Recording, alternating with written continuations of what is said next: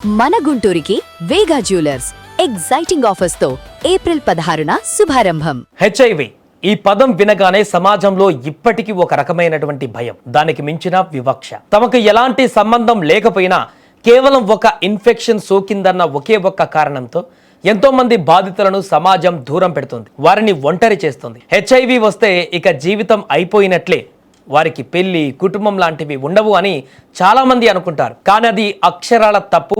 సమాజం చెంప చెల్లుమనిపించేలా మానవత్వానికి అసలైన అర్థం చెబుతూ నంద్యాల పట్టణంలో ఒక అద్భుతమైనటువంటి ఘట్టం ఆవిష్కృతమైంది. నంద్యాల పట్టణంలోని ఎస్ఆర్బిసి కాలనీలో ఉన్న పరివర్తన్ లైఫ్ సెంటర్లో ఈ అపూర్వ వివాహ వేడుక జరిగింది. సమాజంలో హెచ్ఐవి బాధితులపై ఉన్న అపోహాలను పటాపంచలు చేస్తూ యూపీ నరసింహారెడ్డి చారిటబుల్ ట్రస్ట్ ఈ ఆదర్శ వివాహాన్ని ఎంతో ఘనంగా నిర్వహించింది. ఇక్కడ మనం తెలుసుకోవాల్సిన ఒక సైంటిఫిక్ నిజం ఏమిటంటే, సరైన వైద్యం తీసుకుంటూ జాగ్రత్తలు పాటిస్తే హెచ్ఐవి బాధితులు కూడా సాధారణ మనుషుల్లాగానే ఆరోగ్యంగా జీవించవచ్చు. వాళ్ళు కూడా పెళ్లి చేసుకొని పూర్తి ఆరోగ్యవంతమైన పిల్లలకు జన్మనివ్వచ్చు.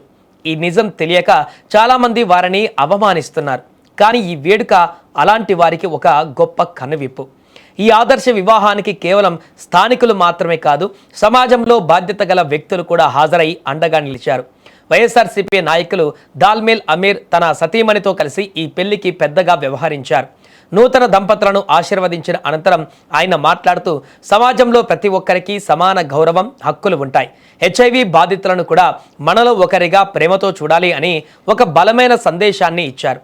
నిజమే కదా, శరీరానికి వచ్చిన ఒక వ్యాధిని చూసి వాళ్ళ వ్యక్తిత్వాన్ని, వాళ్ళ జీవితాన్ని దూరం చేయడం ఎంతవరకు కరెక్ట్? నంద్యాలలో జరిగిన ఈ వివాహం కేవలం ఇద్దరు వ్యక్తుల కలయిక కాదు, ఇది సమాజం మారాలి అని చెబుతున్న ఒక నిశ్శబ్ద విప్లవం. ఇలాంటి ఆదర్శ వివాహాలు మరిన్ని జరగాలని, అప్పుడే సమాజంలో పూర్తి స్థాయి మార్పు వస్తుందని అనుకుంటున్నారు. హెచ్ఐవి బాధితులకు కావాల్సింది మన జాలి కాదు, మన సపోర్ట్. మరి వీడియో పైన మీ సందేశం ఏంటో కూడా కామెంట్ చేయండి.